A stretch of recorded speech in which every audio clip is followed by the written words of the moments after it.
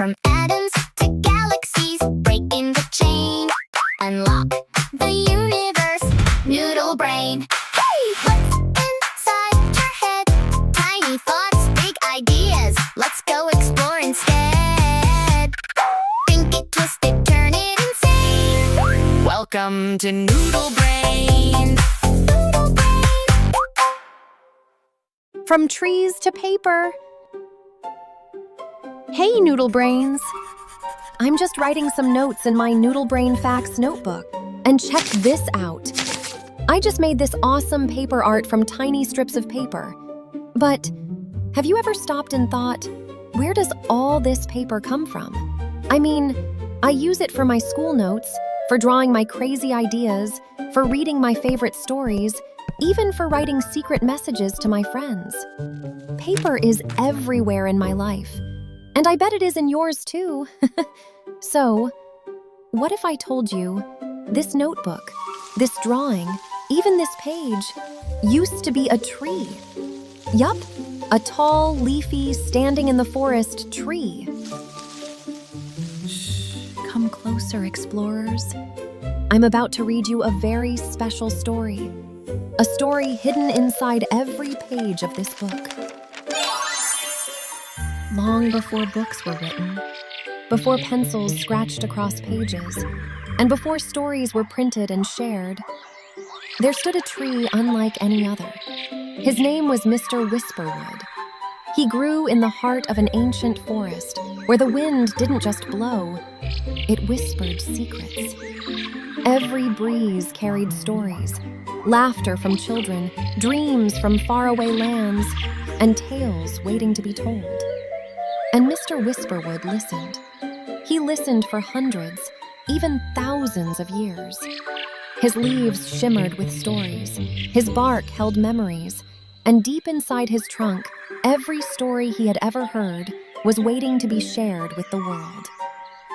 But Mr. Whisperwood had a wish. He didn't want to keep the stories to himself. He wanted children everywhere to read them, draw on them, and create their own. So one day, he made a brave and magical choice. He chose to become something new, something that could travel the world.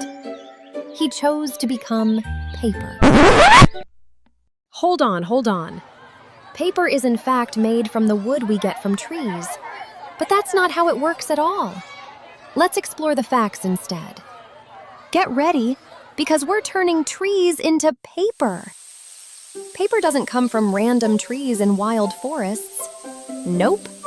Most of the wood used to make paper comes from special forests called managed forests. That means people carefully grow, look after, and replant trees. Kind of like farming, but with trees instead of crops. These forests are super important because they make sure we don't run out of trees. Not all trees are the same, and different trees make different kinds of paper. Let's meet the team. First up is the softwood trees. Softwood trees are very strong and include trees like the pine tree, the spruce tree, and the fir tree. These trees have long fibers, and that makes paper strong and tough. They're used for things like cardboard boxes, packaging, and strong paper bags.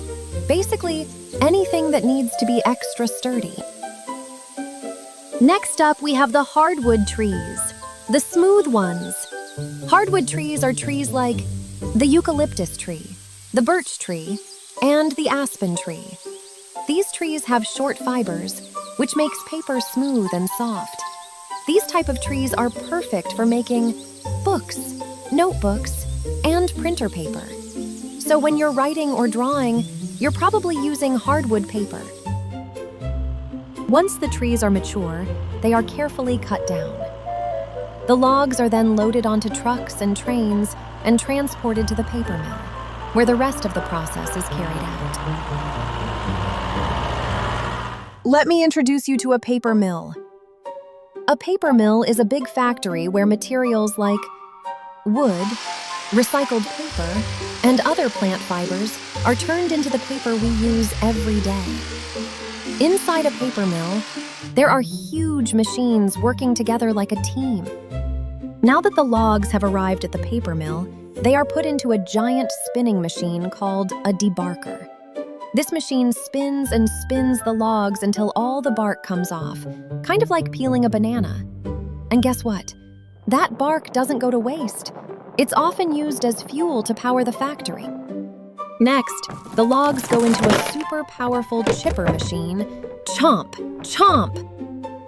They get chopped into tiny pieces called wood chips about the size of cereal flakes. Wow, these big machines in the woodyard are super important. They chop and prepare so much wood that they can keep the paper factory running all the time. That means there's always enough material ready to make lots and lots of paper, non-stop. Okay, explorers, this is where things get really interesting. Welcome to the digester, a giant, super-powered cooking machine. First, tiny pieces of wood, called wood chips, go inside. Sometimes other plant materials can go in too, like bamboo or recycled paper. Then, special chemicals and hot steam are added. The chemicals act like helpers. The steam makes everything super hot and pressurized. It's like cooking, but on a huge, powerful scale. Inside the wood, there's a natural glue called lignin that holds everything together. The digester breaks that glue apart. When that glue melts away, the soft fibers are released, and that becomes pulp, the stuff we use to make paper. What's left over becomes a dark liquid called black liquor. So the digester is like a giant cooking pot, turning wood into soft fibers, getting everything ready for paper. Pretty cool, right? Next step, turning this pulp into real paper. The pulp gets washed and cleaned to remove anything extra. And if we want nice white paper, it gets bleached to make it bright and clean. Now it's soft, smooth, and ready for the next step. Turning pulp into paper. The pulp is mixed with water to make a watery mix called slurry. Then, it gets sprayed onto a giant moving screen. Water drains away. Fibers stick together, and slowly, a thin sheet of paper begins to form. The wet paper goes through big rollers. Squish! They squeeze out extra water, like wringing a sponge. Then the paper travels over hot rollers to dry completely. Now it's starting to look like real paper. Finally, the paper is smoothed out to make it nice and flat. Sometimes it gets a special coating for printing. Then, it's rolled into huge rolls of paper, bigger than a car, and cut into smaller sheets like notebook paper, printer paper, and book pages. An important part of this process is that, for every tree used, new trees are planted. This is called reforestation, and it helps keep our forests healthy and growing. So next time you draw, write, or read a book, remember, that paper had a big journey, from a tree, through machines, and into your hands.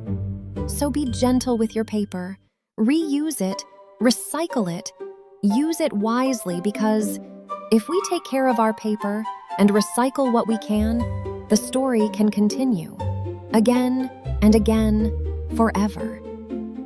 And guess what? You can even try making your own paper at home. But that's a story for another adventure. Our story for today, however, has come to an end. Hope you enjoyed taking this journey with me. Remember to like and subscribe. That way we can join me on our next adventure. Till next time, bye! Remember to like,